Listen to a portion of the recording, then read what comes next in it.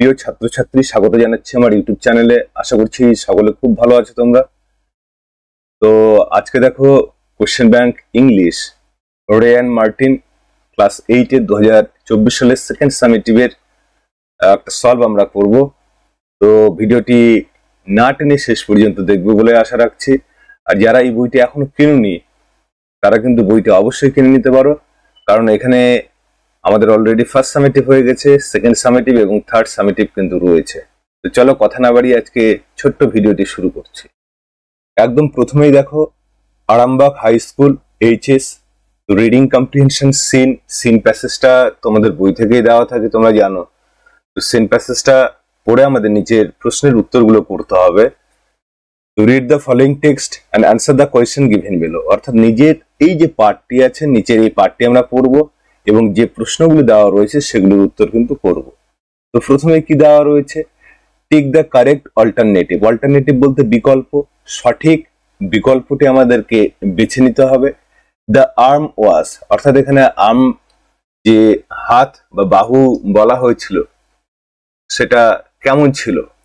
তো এখানে দেখো বলা হয়েছে a beautiful arm arose from the lake caught the sword and disappeared into the green depths of water, মানে একটা সুন্দর হাত কি হলো, সে হ্রদ থেকে উঠে এসেছিল, তারপরে সেই তরবারিটি ধরলো, সেই ম্যাজিক সোর্ড যেটার নাম ছিল দা এক্সক্যালিবার, এবং সে এটা নিয়েই কিন্তু আবার সেই জলের সবুজ যে গভীরতায় সেখানে সেটা কিন্তু অদৃশ্য হয়ে গেল।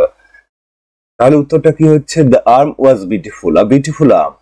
বিউটিফুল দেখো দেওয়া রয়েছে, তাহলে beautiful is the correct answer.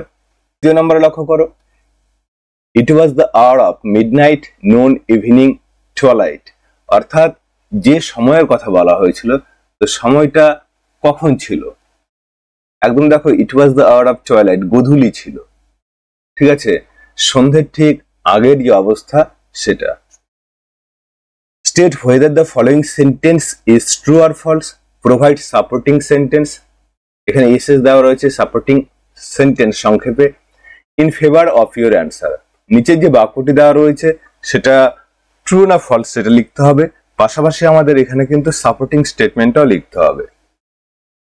The sword was an ordinary one, ordinary বলতে সাধারণ, অর্থাৎ তরবারিটি এখানে একটা সাধারণ মানের ছিল বা সাধারণ তরবারি ছিল, অবশ্যই কিন্তু ছিল না, সে অর্থে ফলস লিখবো আমরা, কারণ প্রথম লাইনে কিন্তু এই উত্তরটি আমরা পেয়ে যাচ্ছি। দেখো the king gave his magic sword the Excalibur to a trusted knight, এক বিশ্বস্ত নাইটকে দিয়েছিল সে ম্যাজিক সোর্ডটি রাজা, তাহলে ফলস হলো। এবং পুরো অংশটা দ্য কিং থেকে শুরু করে আমরা নাইট পর্যন্ত কিন্তু এই প্রশ্নের উত্তরের জন্য লিখবো।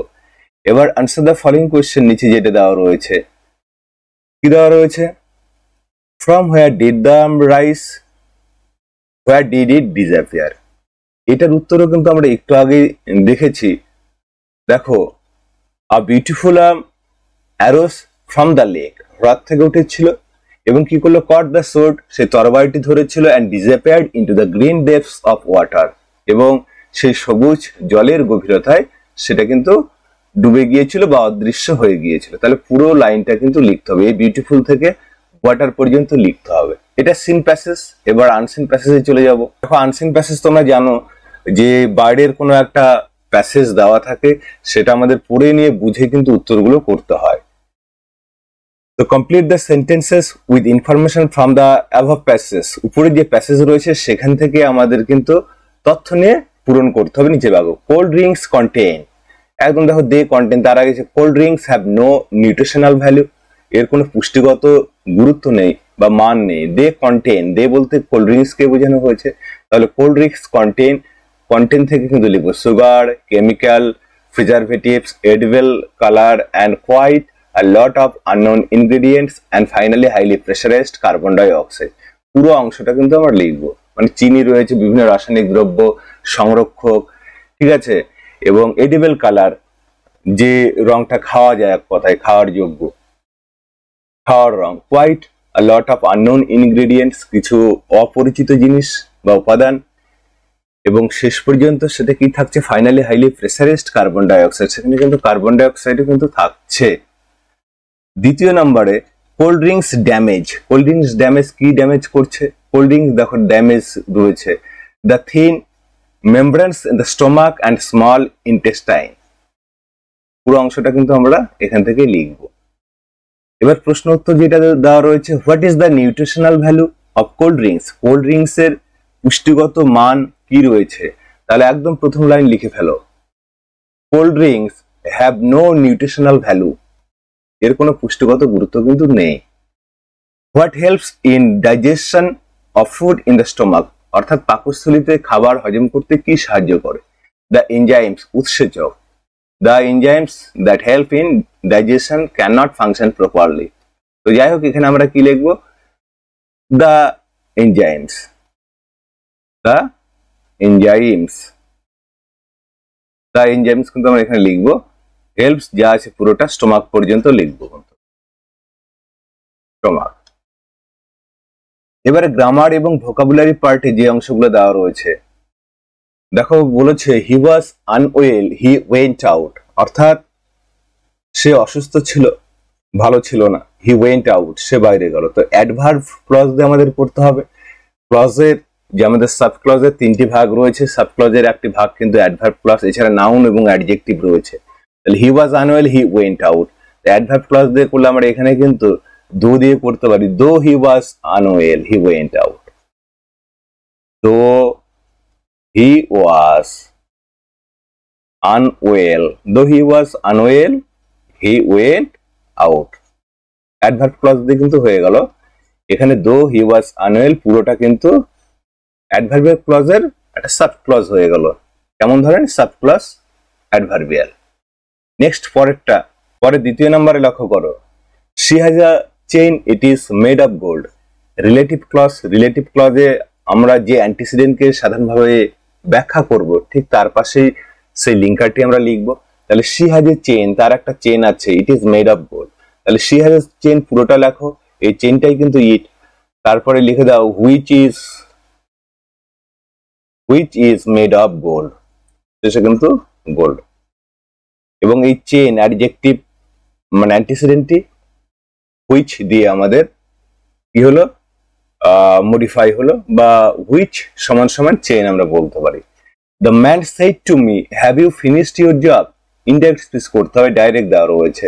তাহলে এখানে কিন্তু কোশ্চেন দেওয়া রয়েছে, ইয়েস নো টাইপ কোশ্চেন। তাহলে এখানে অবশ্যই আমরা সেড টুটা আস্কড করব।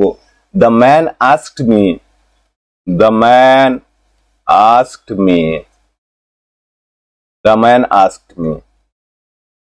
এবার যেহেতু ইয়েস নো টাইপ কোশ্চেন রয়েছে, এখানে আমাদের ইফ বা হোয়েদার লিখতে হবে, কারণ এখানে ডাব্লিউএস কোশ্চেন কিন্তু নেই।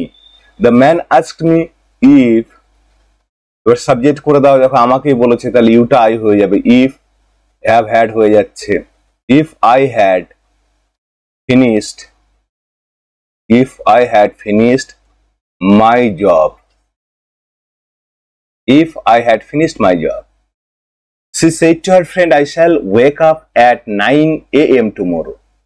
সে তার বন্ধুকে বলেছিল, I shall wake up at 9 AM tomorrow. আগামীকাল 9টার সময় আমি ঘুম থেকে উঠবো। ইনডাইরেক্ট স্পেসে করতে হবে। তাহলে এখানে অ্যাসার্টিভ রয়েছে, তাহলে অ্যাসার্টিভ থাকলে সেইটা আমরা টোল্ড করে দিতে পারি। She told her friend, told her friend। Linker অনুযায়ী দ্যাট আসবে, দ্যাট। এবার আইটা কি হবে? সি কে বোঝানো হচ্ছে, তাহলে সি, সি শ্যালটা এখানে উড হয়ে যাবে, উচিত অর্থ যেহেতু হয়নি। সি উড, যা আছে পুরোটাই লিখবো। Wake up, wake up at 9 AM tomorrow, the next day, the next day, পরের দিন। Travelling by plane is my dream. তো এখানে find out phrase and state its kind.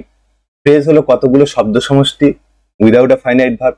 তো ট্রাভেলিং বাই প্লেন এটা কিন্তু এখানে সাবজেক্টের কাজ করেছে এবং নাউন অংশ হয়েছে। তো সেই অংশটা বাই ফ্রেজটাকে আমরা নাউন ফ্রেজ বলবো, যেহেতু সাবজেক্ট হিসেবে কাজ করেছে এবং ইজ এখানে মেন ভার্ব হয়েছে তার আগে, তাহলে এটা noun phrase, noun phrase. I know that person, আমি সেই মানুষটিকে চিনি। এটা আমাদের ভয়েস চেঞ্জ করতে হবে। তাহলে দেখো এখানে অবজেক্ট দ্যাট পারসন, লিখে দাও দ্যাট পারসন প্রেজেন্টে রয়েছে, আমি যার মধ্যে করতে হবে ইনডিফিনিট। দ্যাট পারসন ইজ, ভার্বের third form known, that person is known. নোনের পরে সাধারণভাবে আমরা টু ব্যবহার করবো, বাই কিন্তু করবো না। That person is known to me, আইটা মি হয়ে গেল। Words from the unseen passage which mean the following, তো ইনজিউর লেখা হয়েছে, তাহলে আমরা কি লিখবো এখানে? ড্যামেজ। তোমরা কিন্তু টেক্সটটা খুঁজে নাও, দেখো ড্যামেজ দেওয়া রয়েছে। Something that can be eaten, edible oil দেওয়া রয়েছে, খাওয়ার যোগ্য, EDIBLE।